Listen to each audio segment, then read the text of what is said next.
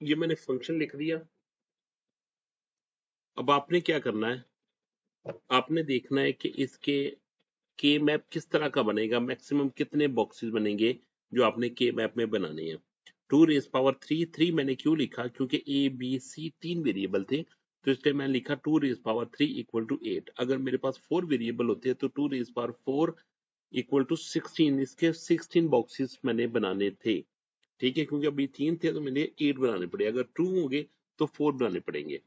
तो सबसे पहले ये मैंने 8 बॉक्सेस ऐसे क्रिएट कर लेने, ये टेबल बना लेना, ये मैप बना लेना है। और इसके बाद मैंने इसको वैल्यू साइन करना शुरू कर देनी है। मैंने जो टॉप लेफ्ट में ना सेल है उसको 0 साइन कर देना, यानी रो में मैंने 0 साइन करने लगा हूं, और फिर रो में मैं 1 असाइन कर दूंगा। ठीक है, इसके बाद अब मैं कॉलम को वैल्यू देने लगा हूं। पहली वैल्यू मैं 0 दूंगा 0 0 के साथ, दूसरी वैल्यू मैं 0 1 दूंगा जो कि 1 का कोड होता है, और तीसरी वैल्यू मैं 1 1 के साथ दूंगा जो कि 3 का कोड होता है। एक्चुअली हम के मैप में ग्रे स्केल से वो नंबर दे रही होती है, ग्रे कोड दे रही होती है, ग्रे कोड। तो ग्रे कोड का 2, अगर ग्रे कोड में 2 लेंगे ना तो ये 1 1 ही बनता है। ठीक है, यानी 0 1 बाइनरी में क्या बनेगा, 0 1 3 और 2। ठीक है, ये 2 का बाइनरी कोड होता है। ठीक है, ये 2 का बाइनरी कोड होता है और 1 1 3 का बाइनरी कोड होता है। हमने ग्रे कोड में नंबर देने हैं, तो ग्रे कोड में 0 1 2 3 ही आएगा। ठीक है, ये नंबर आपने ऐसे ही लिखने हैं जब भी आपने 8 का बनाना है। तो अब आपने इसके सेल को वैल्यू देनी है, रो का नंबर पहले देना आपने, रो का नंबर फिर कॉलम का नंबर देना है। ठीक है, अब मैं सबको रो का नंबर दे रहा हूँ, 0 0 सब जगहों पे मैंने क्या कर दिया, 0 0 के साथ लिख दिया। ठीक है, अब मैं कॉलम का नंबर देने लगा हूं। पहले मैंने कॉलम का नंबर दिया, क्या आ गया, 0 0 0। अब मैं दूसरे कॉलम का नंबर दूंगा, वो 0 1 आ जाएगा। अब मैं तीसरे कॉलम का नंबर देने लगा हूं जो कि 1 1 आ जाएगा, इंडेक्स नंबर कह लीजिए इसको, साइन जो वैल्यू आपने दी है। फिर इसके बाद आपने 0 1 0 कह दिया। ठीक है, अब इसी तरीके से मैं जो इसकी सेकंड रो है उसको वैल्यू साइन करने लगा हूं। पहले मैंने क्या करना, पहले रो लिखनी है, फिर उसके बाद मैंने कॉलम की वैल्यू को कंकेटिनेट कर देना है।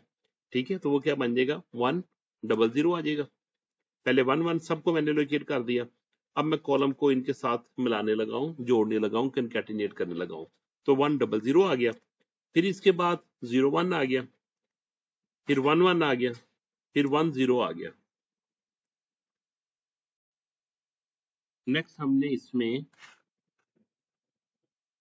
इसी तरीके का हमने एक और टेबल बनाना है जिसमें 8 ही बॉक्सेस बनाएंगे, और उन सब में आपने ए बी सी लिख देने हैं। ठीक है, इसके बाद आपने क्या करना है, ए बी सी लिखने के बाद आपने देखना है कि जिस जगह पे 0 आ रहा है ना उसके ऊपर आपने डैश लगा देना है। ठीक है, अगर जैसे कि देखें पहले सेल में तीनों में 0 आ रहा है ना, तो ए के ऊपर भी डैश आएगा, बी के ऊपर भी डैश आएगा और सी के ऊपर भी डैश आएगा। नेक्स्ट इसमें देखें कि 2 0 को मैंने हाईलाइट किया, तो यहां पे मैं डैश लिखूंगा ए और बी के ऊपर। ठीक है, ये मैंने ए और बी के ऊपर डैश लिख दिया। नेक्स्ट सेल में देखें कि सिर्फ एक 0 हाईलाइट है जो कि ए वाले को शो कर रहा है, यानी कि ए वाली पोजीशन क्या कर देंगे, हम ए को इसको कर देंगे डैश, इसके ऊपर लिख देंगे। इसी तरीके से फर्स्ट रो लास्ट सेल में देखें, फर्स्ट और लास्ट 0 आ रहा है, तो हम इस तरीके से किसके ऊपर डैश लगाएंगे, ए के ऊपर और सी के ऊपर डैश लगा देंगे। ठीक है, इसके बाद हम सेकंड रो की तरफ मूव कर देते हैं। तो फर्स्ट हमने जो 0 थे, जो रेड कलर के 0, तो उसके करस्पॉन्डिंग वैल्यूज को ले, जो नंबर लिखा हुआ, जो अल्फाबेट लिखा हुआ, उसको हमने क्या करना, हाईलाइट कर देना, इसको डैश लगा देना है, यानी कि बी को और सी के ऊपर मैं डैश लगा दूंगा। इसके बाद हम बी के ऊपर डैश लगा देंगे। ठीक है, इसके बाद जो 1 1 लिखा हुआ इसमें कोई 0 नहीं आ रहा, तो हम इसको हाईलाइट डैश नहीं लगाएंगे। ठीक है, इसके बाद लास्ट 0 है जो कि रिप्रेजेंट करेगा कि सी के ऊपर आपने डैश लगाना है, ये मैंने सी के ऊपर डैश लगा। ठीक है, अब मैंने देखना है कि जो मुझे फंक्शन दिया गया है, ये तो मैंने रूल सबके लिए ना सेम लिखना है। ये दो जो स्टेप मैंने किए, स्टेप नंबर 1 और स्टेप नंबर 2 में, तो ये सब के लिए सेम ही रूल आपने लिखने हैं। ठीक है, अब मैं फंक्शन को इवेल्युएट करने जा रहा हूँ। अब मैंने देखना है कि फंक्शन में जो वैल्यू दी गई है, ये वैल्यू मेरे जो जर्नल टेबल है, जो मास्टर टेबल है, वो कहाँ पे लाई कर रही है। ठीक है, तो मैंने क्या किया, मैंने एक और टेबल बना दिया। तो पहले मैंने क्या कर दिया, ए बी सी तीनों के ऊपर प्राइम था, वो देखा कहाँ पे लाई कर रहा है, वो इस जगह पे लाई कर रहा है। ठीक है, तो इसकी कोरस्पॉन्डिंग पोजीशन पे मैंने क्या कर दिया, मैं वहां पे 1 लिखने लगा हूं। ठीक है, तो मैं वहां पे 1 लिख दिया। इसके बाद नेक्स्ट मूव किया, तो नेक्स्ट हमारे पास वैल्यू है ए प्राइम, बी और सी प्राइम के साथ। मैंने देखना है कि ये मास्टर टेबल में किस जगह पे आ रही है। तो ये देखें, ये आ रही है ए बी सी, यानी कि फर्स्ट रो की लास्ट वाली रो, लास्ट वाले सेल में वैल्यू आ रही है, जो मैंने हाईलाइट की हुई है ग्रीन कलर में, जिनको सर्कल किया हुआ है। तो इसके बाद यहाँ पे मैं 1 लिख दूंगा, यहाँ पे मैंने 1 लिख दिया। इसके बाद नेक्स्ट वैल्यू देखता हूँ। नेक्स्ट वैल्यू है मेरे पास A B prime C prime. तो मैंने देखना है कि ये वैल्यू मास्टर टेबल में कहाँ पे लाई कर रही है। ठीक है, तो मैंने देखा तो ये मास्टर टेबल में इस जगह पे लाई कर रही है, जो कि मैंने ग्रीन के साथ सर्कल किया हुआ है। ठीक है, तो अब मैंने इस जगह पे मैंने क्या कर देना, 1 लिख देना है। ठीक है, ये मैंने 1 लिख दिया। इसके बाद देखिए, इसके बाद नेक्स्ट वैल्यू है ए बी प्राइम सी के साथ। तो ये मैंने देखना है कि ये कहाँ पे लाई कर रही है, तो वो इस जगह पे लाई कर रही है जिसको मैंने ग्रीन के साथ एनसर्कल किया हुआ है। तो यहाँ पे मैंने इसकी कोरस्पॉन्डिंग पोजीशन पे 1 लिख दूंगा, ये मैंने 1 लिख दिया। इसके बाद लास्ट वैल्यू है ए बी और सी प्राइम के साथ। ठीक है, तो मैंने देखना है कि ये वैल्यू मास्टर टेबल में कहाँ पे एग्जिस्ट कर रही है। तो ये वैल्यू कर रही है इस जगह पे जिसको मैंने एनसर्कल किया हुआ है ए बी सी प्राइम के साथ। तो फिर इसके कोरस्पॉन्डिंग पोजीशन में मैं क्या लिख दूंगा, 1 लिख दूंगा, जो कि मैंने 1 लिख दिया। अब मैंने पेयर बनाने हैं। पेयर बनाते वक्त आपने मैक्सिमम नंबर ऑफ 1 के पेयर बनाने की कोशिश करनी है। यहाँ देखिए, अगर मेरे पास सारे 8 अगर वैल्यूज होती तो 8 पे 1 आ जाना था, तो उन सब का मैंने एक ही पेयर बना देना था। ठीक है, अब देखिए इसमें जो लास्ट 2 वैल्यू है, जो एजेस की वैल्यू है, ठीक है, जो हॉरिजेंटल की वैल्यू, अगर इसको मैं फोल्ड करूंगा तो ये ग्रुप बन जाएगा, 4 का ग्रुप बन जाएगा। ठीक है, तो इस केस में मुझे क्या करना पड़ेगा कि ये और इसको मैं अगर फोल्ड करूंगा तो ग्रुप बन जाएगा 4 का।